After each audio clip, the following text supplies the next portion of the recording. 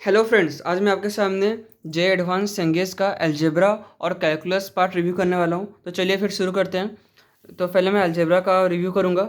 आप बुक का लेंथ और ब्रेड देख सकते हैं, ये इतना मोटा है, थोड़ा सा ज़्यादा मोटा है। तो चलिए हम इससे टॉपिक्स को देखते हैं। तो फर्स्ट आपका आ जाता है set theory and real number system.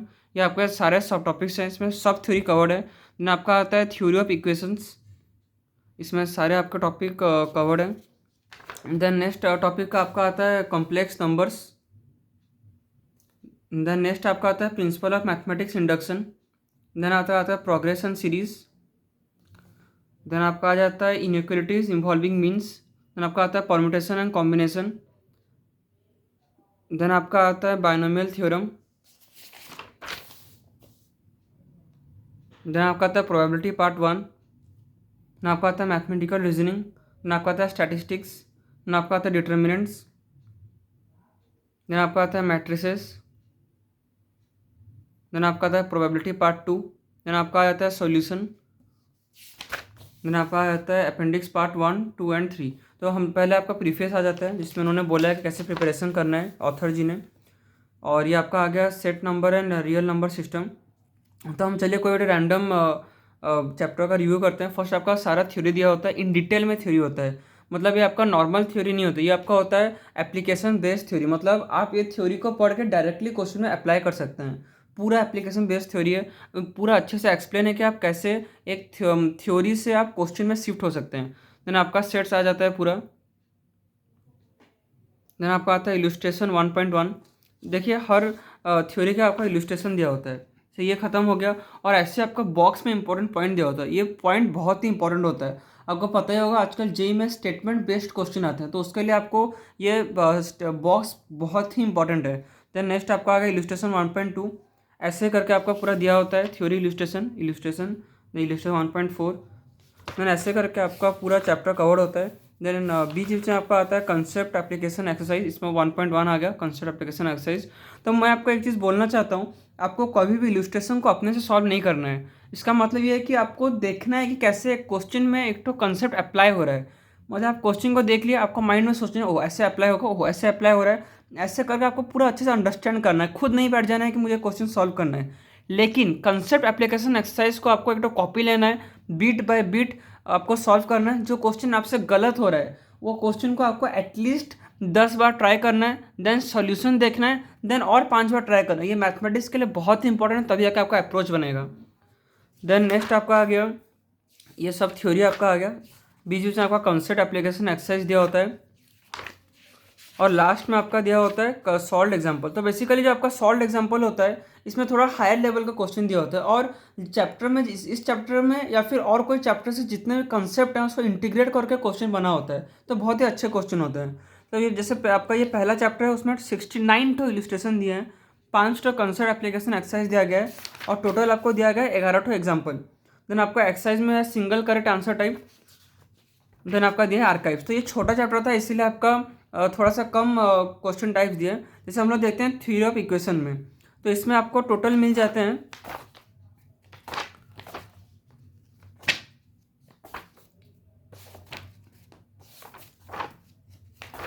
देखिए आपका जो थ्योरी ऑफ इक्वेशन चैप्टर है, आपको ये बहुत ही important chapter, one of the important chapter है। तो टोटल आपको मिल जाता है 13 ठो कंसेप्ट एप्लीकेशन। आप सोच सकते हैं कितना सारा कंसेप्ट एप्लीकेशन एक्सरसाइज है। और 122 आपको मिल जाता है इलस्ट्रेशन। और अब बात करते हैं सॉल्व एग्जाम्पल की, तो इसमें आपको मिल जाता है टोटल 14 ठो सॉल्व एग्जाम्पल और एक्सरसाइज। एक्सरसाइज आपका स्टार्ट होता है first single correct answer type से। तो इस चैप्टर में आपका टोटल दिया गया है टोटल 89 तो आपका सिंगल करेक्ट आंसर टाइप है। देन आपका दिया गया मल्टी करेक्ट आंसर टाइप।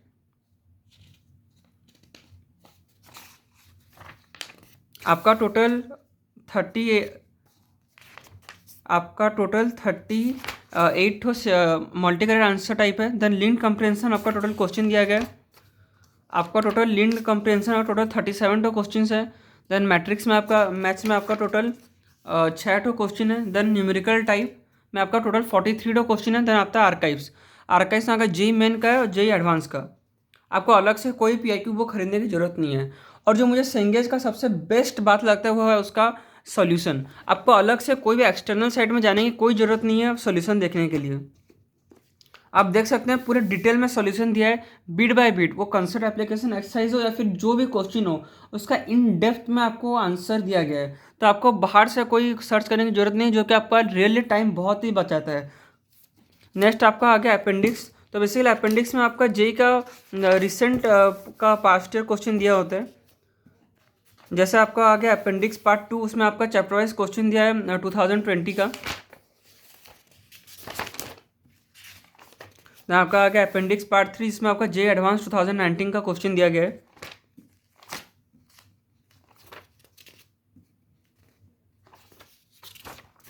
ना आपका आ गया अपेंडिक्स पार्ट 1, जिसमें आपका चैप्टर वाइज सॉल्व एग्जाम्पल दिया गया 2019 का। ऐसे करके आपका बुक पूरा कंप्लीट है। फिर हम लोग आते हैं कैलकुलस में। तो देखिए कैलकुलस का आपका लेंथ और ब्रेड देख लीजिए इस बुक का, इसको जी तिवानी सर जी ने लिखा है। देन आपका आ गया इस बुक का थिकनेस। देन चलिए हम देखते हैं कौन कौन सा इसमें है। फर्स्ट चैप्टर आपका आ जाता है रिलेशन एंड फंक्शन, इसमें आपका पूरा ये सब सब टॉपिक्स हैं। देन नेक्स्ट आपका आ गया लिमिट्स। देन आपका आता है डिफ्रेंसिएशन। देन आपका आता है कंटिन्यूटी एंड डिफ्रेंसिबिलिटी। देन आपका आता है एप्लीकेशन ऑफ डेरिवेटिव्स। देन आपका आता है monotonicity and maxima and minima of function. Then आपका आता है इनडेफिनाइट इंटीग्रेशन। देन आपका आता है डेफिनाइट इंटीग्रेशन। देन आपका आता है एरिया। देन आपका आता है डिफरेंशियल इक्वेशंस। देन आपका आ गया सॉल्यूशन अपेंडिक्स पार्ट 1, 2 एंड 3। और लास्ट में आपका नेक्स्ट उसका दिया है प्रीफेस। तो ऐसे करके ये बुक भी कवर्ड है, पूरा थ्योरी कंसेप्ट एक्सरसाइज उसका। देन नेक्स्ट आपका आ गया एक्सरसाइज, देन सॉल्यूशन, देन आपका अपेंडिक्स दिया होता है। ऐसे करके पूरा बुक कवर्ड है। तो चलिए हमने डिस्कस करते हैं बुक को सॉल्व कैसे करना है। तो देखिए ये बुक को सॉल्व करने के लिए फर्स्ट में आपका सजेशन होगा, जब भी इस बुक का आप थ्योरी को पढ़ रहे हैं तो आपको एक छोटा सा कॉपी लेना है, और जो भी आपका थ्योरी का इंपॉर्टेंट पॉइंट लगे, जैसे आपको पता ही होगा कौन कौन सा इंपॉर्टेंट पॉइंट है, आपको लग रहा है कि इंपॉर्टेंट है, कोई फॉर्मूला हो गया या फिर कोई क्वेश्चन को आपको देख के लग रहा है कि नहीं ये टेक्निक मुझे जानना चाहिए, क्योंकि ये बहुत यूनिक टेक्निक है क्वेश्चन सॉल्व करने के लिए।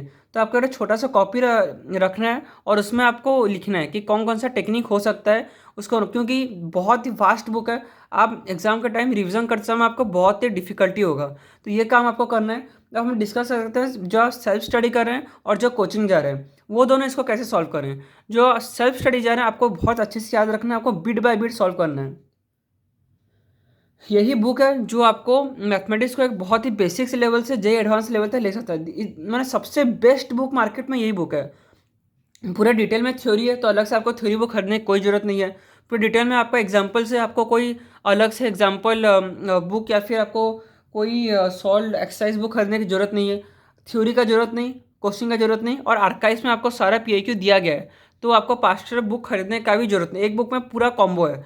तो जो सेल्फ स्टडी कर रहे हैं आपको लाइन बाय लाइन पढ़ना है, और एक तो स्टिपुलेटेड टाइम में से कंप्लीट करना है। मतलब एक तो लिमिटेड टाइम आपको रखना है, इसी टाइम में आपको सारा थ्योरी को मतलब एक पर्टिकुलर चैप्टर को आपको कंप्लीट करना है। नहीं तो आप अगर एक चैप्टर को 2-3 महीना दे दें उसका कोई लॉजिक नहीं बनता है।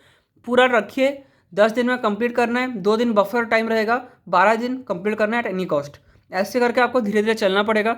जो कोचिंग जा रहे हैं आपको क्या कर रहे हैं, आप जो कोचिंग का नोट्स आपको दिया गया है उसके बाद आप इसके थ्योरी को एक बार देख लीजिए, जो आपको इंपॉर्टेंट पॉइंट लग रहा है देन नेक्स्ट आप उसको अपने नोट्स में ऐड कर लीजिए। और इलस्ट्रेशन को बहुत ही इंपॉर्टेंट है, आप देख ही रहे होंगे 100 अबव इलस्ट्रेशन एक एक चैप्टर में।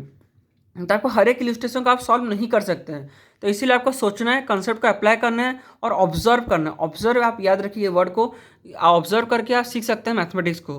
देन आपका इलस्ट्रेशन को सॉल्व नहीं करना है, कंसेप्ट एप्लीकेशन एक्सरसाइज को आपको सॉल्व करना है। बहुत ही ज़्यादा अमाउंट ऑफ इसमें क्वेश्चन है, तो इसीलिए आपको हाईलाइट करना है, नहीं तो आप एंड में पता नहीं चलेगा कि आपको कि ये क्वेश्चन को रिवाइज करने के नहीं। इसलिए हाईलाइटर से अच्छे से मार्क करिए, ये इंपॉर्टेंट क्वेश्चन है, ये मुझे नहीं आया था, तो लास्ट मोमेंट पे आप सिर्फ उसी को देख के जाएंगे। और हाईलाइट ये बहुत इंपॉर्टेंट है क्वेश्चन को हाईलाइट करना। और आप इस बुक को अब स्टिपुलेटेड टाइम में ही पढ़ें, नहीं तो आपका बहुत ही दिक्कत होगा सिलेबस कंप्लीट करने में। मैंने ऑलरेडी सेंगेस फिजिक्स और सेंगेस केमिस्ट्री का डिटेल में रिव्यू बना चुका हूँ, आप ज़रूर से जाके मेरे चैनल में देखें और मेरे चैनल को लाइक सब्सक्राइब और शेयर करें। Thank you.